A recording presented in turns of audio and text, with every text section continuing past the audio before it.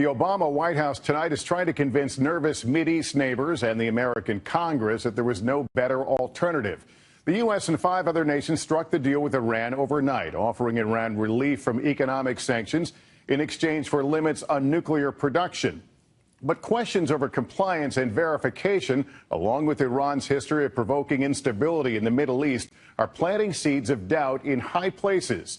We have full coverage tonight. We begin with our chief foreign affairs correspondent, Andrea Mitchell from Vienna. Andrea? Good evening, Lester. Well, after years and decades, in fact, of calling each other the great Satan and the axis of evil, Iran and the U.S. are now entering uncharted territory. A diplomatic agreement to reduce Iran's suspected nuclear threat.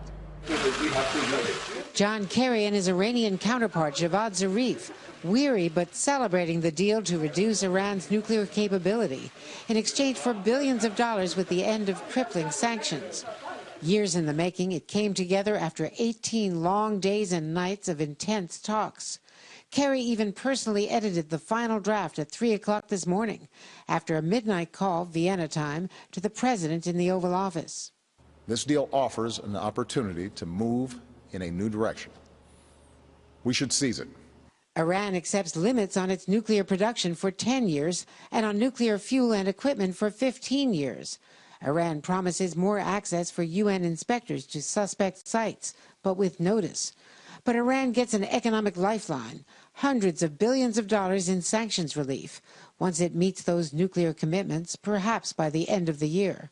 Re-entry into the global banking system, and 5 to 8 years from now, an end to the UN arms and ballistic missiles embargo.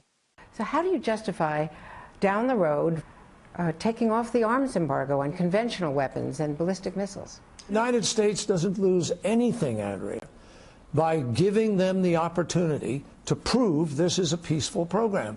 What's the alternative? Go to war now? You want to, I mean, everybody want to say automatically, let's bomb Iran? I mean, is that the alternative? But the deal is a tough sell with critics in Washington and Tehran, as Iran's foreign minister acknowledges. We have people in Iran who have a lot of mistrust in the ability and the intention of the United States to live up to this agreement and to try to implement its part of the deal. So it's going to be a difficult exercise. And in a call today, President Obama tried to reassure Israel's Prime Minister Netanyahu, but sources say got nowhere. A landmark deal setting off a global debate that won't end anytime soon. Andrea Mitchell, NBC News, Vienna.